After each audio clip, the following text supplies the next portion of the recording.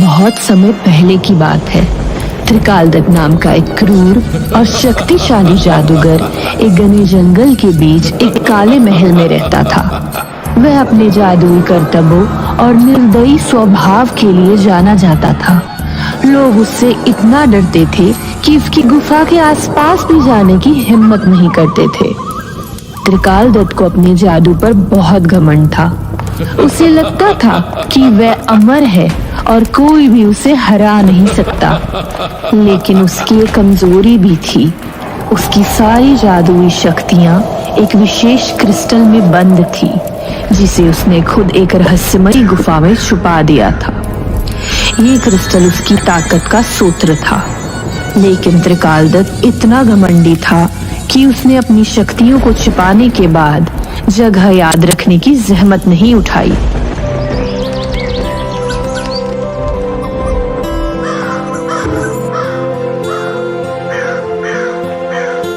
राजकुमार विक्रांत, जो कि राजा का एक लौता बेटा था, न केवल अपनी बहादुरी के लिए जाना जाता था, बल्कि अपने कोमल हृदय के कारण भी पूरे राज्य में प्रिय था।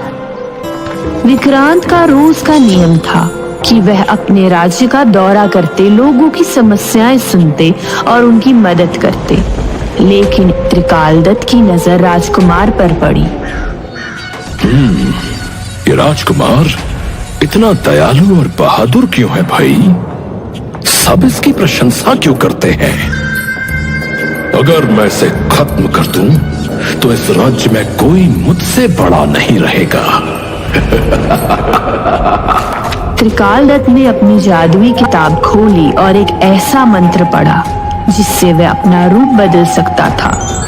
उसने खुद को एक बूढ़े भिखारी का रूप दिया और चंद्रनगर के महल की ओर चल दिया। महल के बगीचे में राजकुमार विक्रांत टहल रहे थे। उन्होंने देखा कि बूढ़ा आदमी धीरे धीरे उनकी ओर आ रहा है। कौन हो तुम? महाराज, मैं एक बूढ़ा और असहाय व्यक्ति हूँ।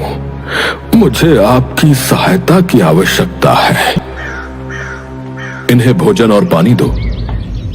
मुझे भोजन नहीं चाहिए राजकुमार, मुझे आपकी सहायता चाहिए। मैं तुम्हें एक ऐसी जगह दिखाना चाहता हूं जहां एक रहस्यमयी खजाना छुपा हुआ है। वो खजाना तुम्हारे राज्य को और भी समृद्ध बना सकता है।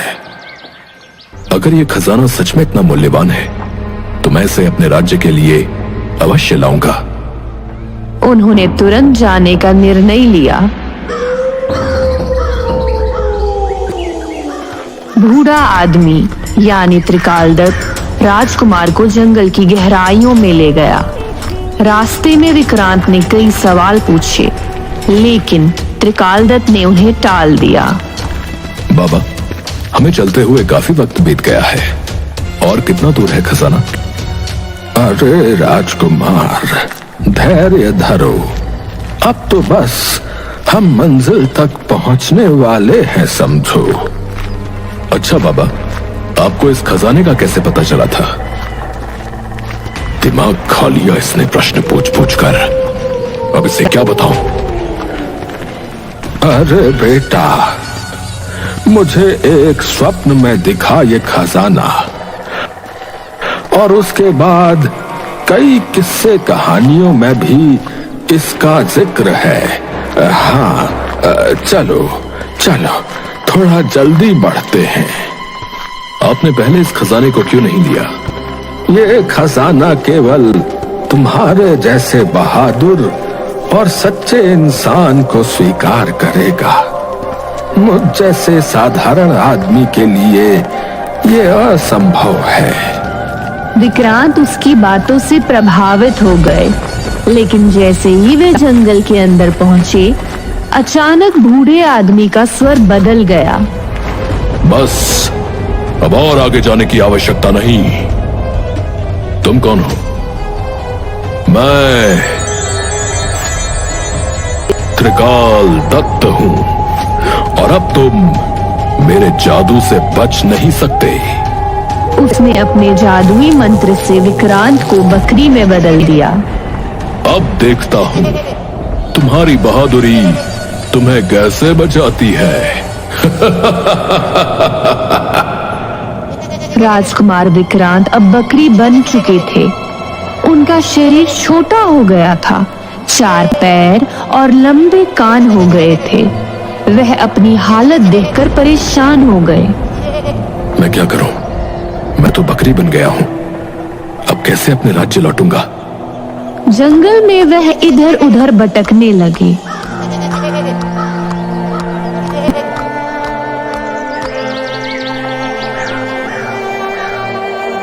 कुछ दिन बाद वह भूखे प्यासे और कमजोर हो गए। एक दिन गांव के कुछ लोग उन्हें पकड़ने के लिए दौड़े। अरे कितनी मोटी बकरी है, इसे बेच देंगे, अच्छा पैसा मिलेगा। विक्रांत को अपनी जान बचाने के लिए भागना पड़ा। अब ये क्या मुसीबत है? भागो राजकुमार, नहीं तो तुम्हारा कीमा बनाकर खा जाएंगे ये। वह दौड़ते दौड़ते जंगल के और गहरे हिस्से में पहुंच गए। जंगल के गहरे हिस्से में एक झरने के पास उन्होंने पानी पीने के लिए रुकने का फैसला किया। हाय राम, जान बची तो लाख हो पाए। बहुत थक गया हूं, रुककर जरा जलपान किया जाए। जैसे ही उन्होंने झरने के पास कदम रखा, एक चमकीली रोशनी उनके सामने प्रकट हुई। अरे ये इतना तेज प्रकाश कैसा है? मेरी तो आंखें नहीं खुल रही। वह एक परी थी। उसका नाम आर्या था। वह सुंदर और चमकदार पोशाक में थी। तुम्हारी आंखें इंसानों जैसी क्यों हैं? तुम साधारण बकरी नहीं लगते। मैं बकरी नहीं हूँ, मैं चंद्रनगर का राजकुमार हूँ। त्रिकाल दत्त ने मुझे इस रूप में बदल दिया है। आर्या ने उनकी बात ध्यान से सुनी और कहा, त्रिकाल दत्त बहुत खतरनाक है, लेकिन अब वह अपनी सारी जादुई शक्तियां खो चुका है। मुझे पता है कि उसने अपनी ताकत एक क्रिस्टल में छुपाई है। अगर हम वह क्रिस्टल ढूंढ ले तो न केवल तुम्हें तुम्हारा असली रूप मिलेगा, बल्कि हम त्रिकाल दत्त को हमेशा के लिए खत्म कर सकते हैं। तो देर किस बात की? हमें जल्दी ही उस क्रिस्टल को ढूंढना होगा।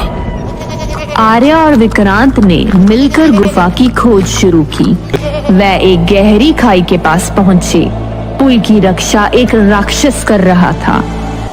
अगर तुम्हें ये पुल पार करना है तो मेरी पहेली का जवाब दो।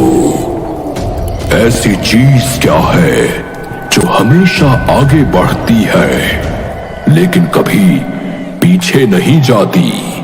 समय। राक्षस ने उन्हें जाने दिया।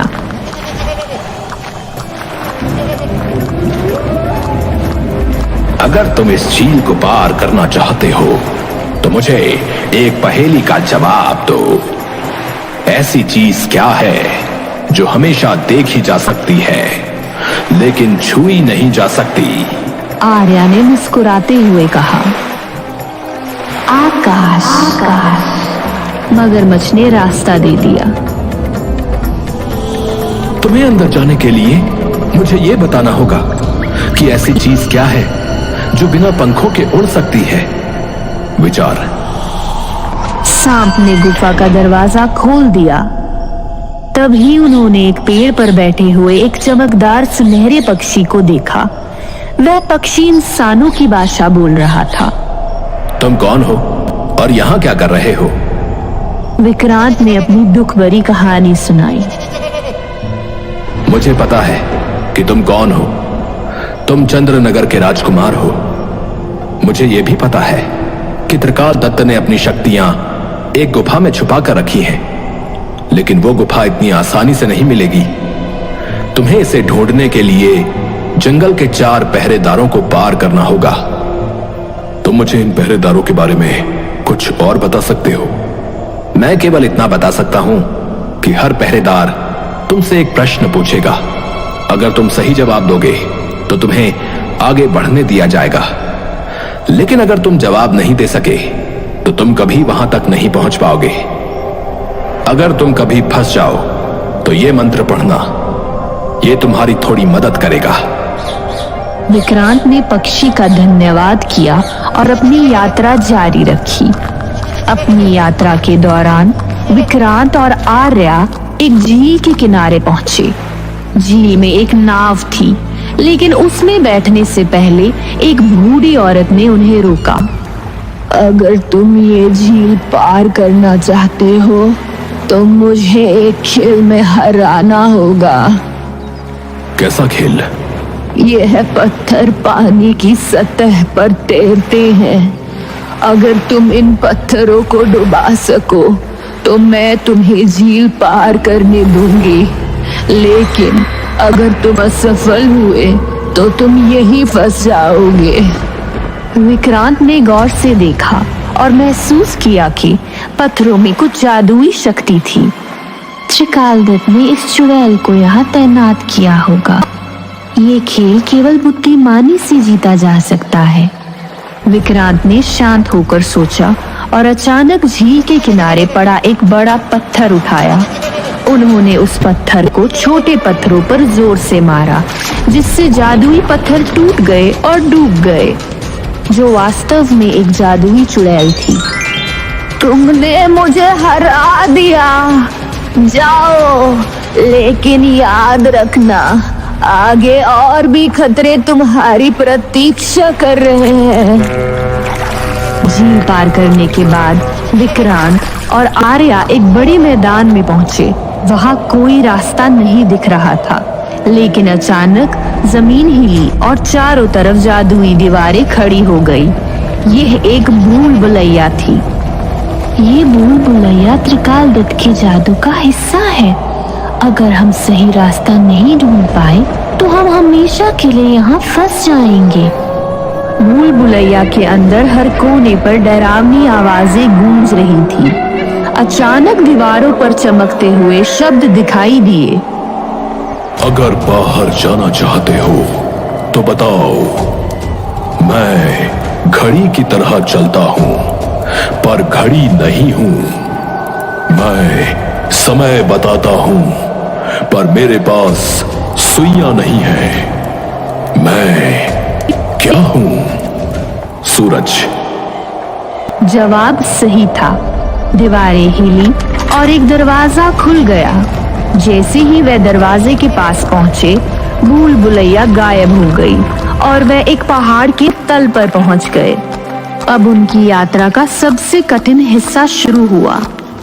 पहाड़ की चोटी पर वह गुफा थी जहां त्रिकालदत्त ने अपनी शक्तियां छुपाई थी, लेकिन पहाड़ के दरवाजे की रक्षा एक विशाल राक्षस कर रहा था। कोई भी इस पहाड़ पर चढ़ नहीं सकता। अगर तुम मुझे हरा सको तो मैं तुम्हें जाने दूंगा। यह राक्षस बहुत ताकतवर है। हमें इसे सीधे नहीं हराना चाहिए। हमें चालाकी से काम लेना होगा। तुम इतने बड़े हो, पर तुम्हारे जैसे ताकतवर राक्षस को हराना नामुमकिन है। लेकिन क्या तुम मुझसे एक दौड़ में जीत सकते हो?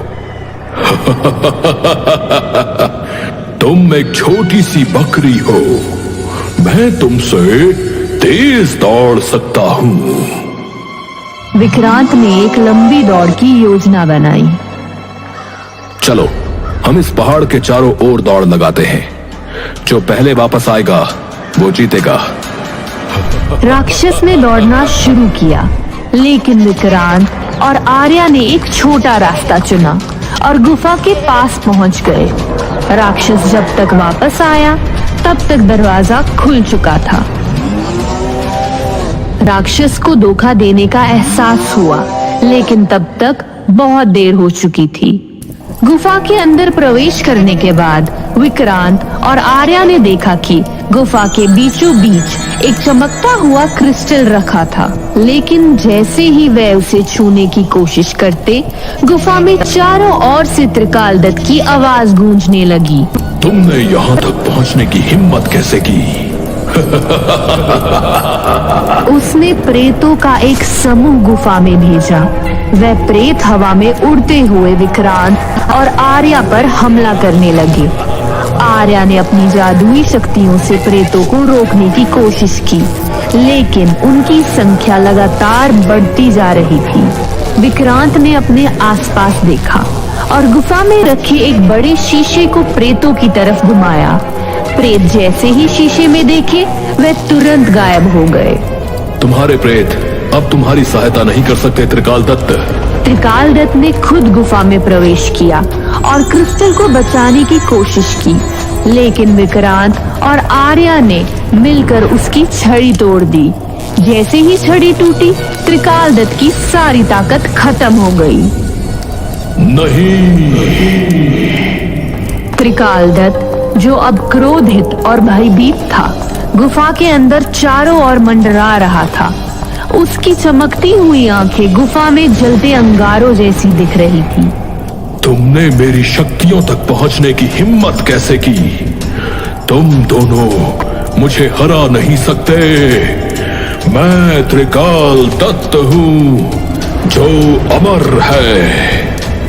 त्रिकाल दत्त ने अपनी शेष बची ऊर्जा से एक बड़े धुएं का गोला बनाया और उसे विक्रांत और आर्या की तरफ फेंका।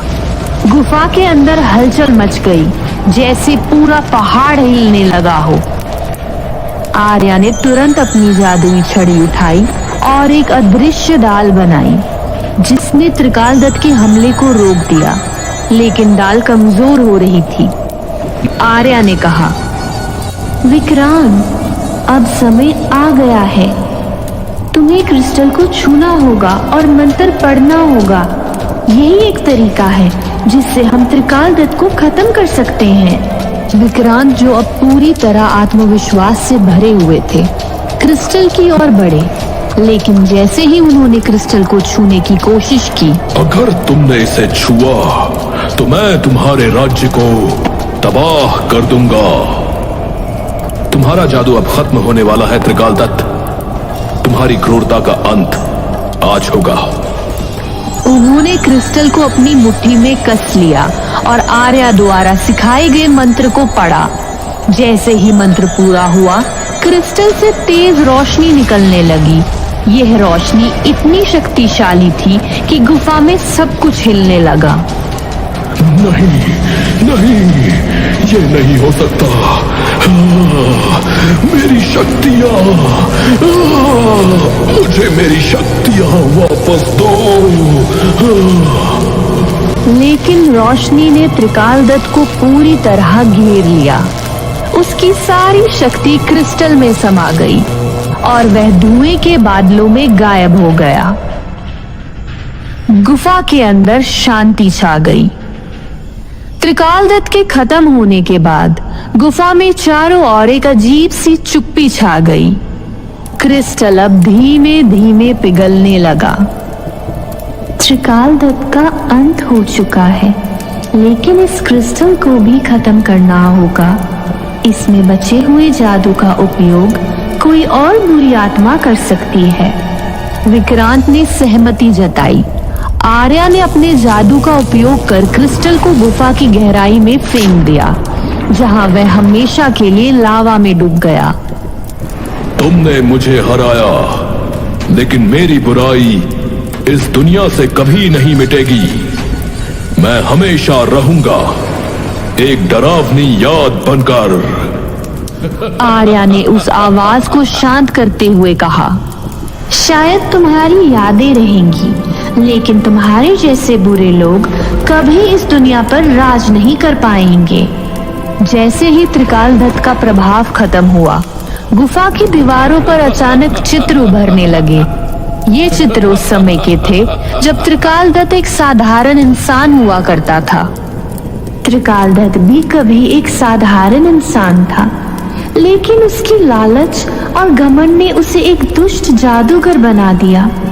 ये हमें सिखाता है कि ताकत का सही इस्तेमाल ही हमें इंसान बनाए रखता है। आर्या ने सही मंत्र पढ़ा और विक्रांत को उनका असली रूप वापस दिला दिया। त्रिकाल दत्त के अंत के बाद जंगल के सभी जादुई प्राणियों को आजादी मिली। विक्रांत और आर्या ने चंद्रनगर लौटकर राज्य को खुशहाल बना दिया। राज्य में एक बड़ा उत्सव मनाया गया।